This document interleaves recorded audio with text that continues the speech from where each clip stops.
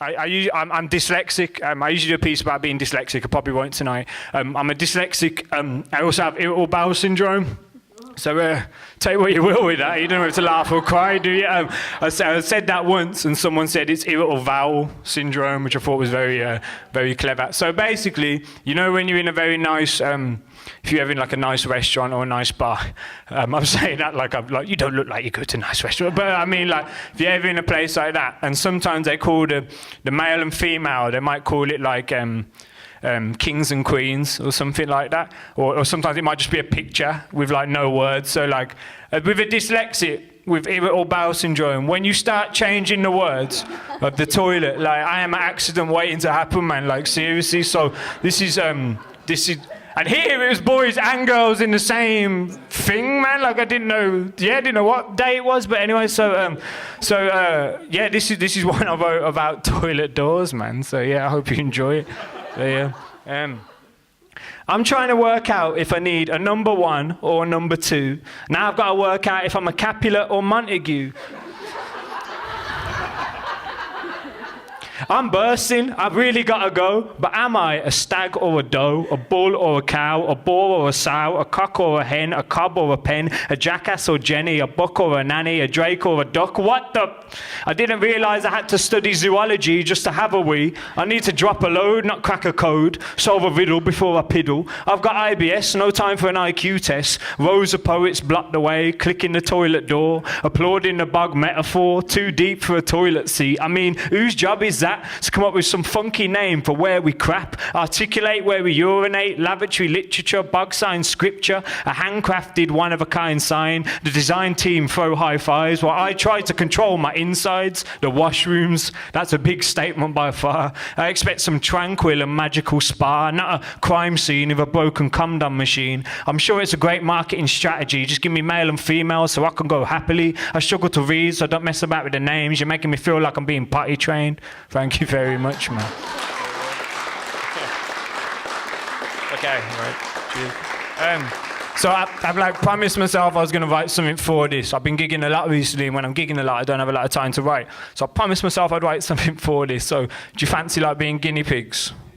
Yeah, man, you can roll in saw. I don't know what guinea pigs do. What do they do? They just eat and reproduce. Yeah, you can do that if you want, like whatever. But so basically, everyone on social media in here, people on Facebook and stuff like that, like Facebook's the only social media I have. I don't have Twitter, I don't have Instagram and stuff like that.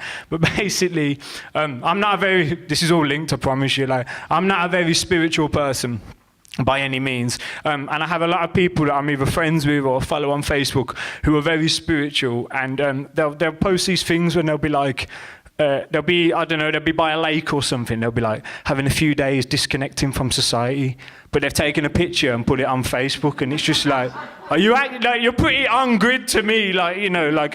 So does everyone understand that? So this is what this is about basically, and I've never read this ever, so like, bear with me. So yeah.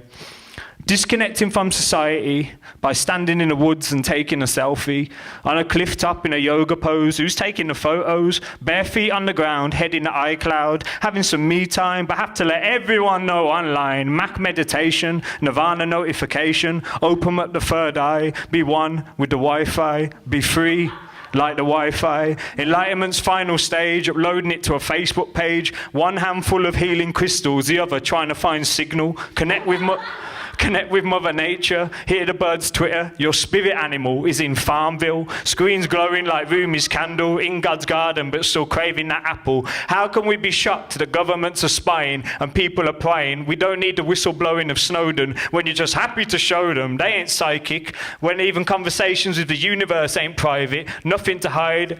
And now you can go live, and I admit Google is my go-to guru, but there ain't no harmony and tranquility in hooking up to 4G. How far will it go? The new age of ego, it's all for show, just reincarnated, #YOLO. That's that one for you. There you go. That was all right. I've had worse. Cool. I'm gonna do a bit of a political one because that's kind of what I do. I really admired people. I don't possess that thing where people can just write about anything, man. I usually write from a state of anger. So this is what this one's about. So this is about something that I find is a constant source of amusement, which is the far right, or our government, as it's now called.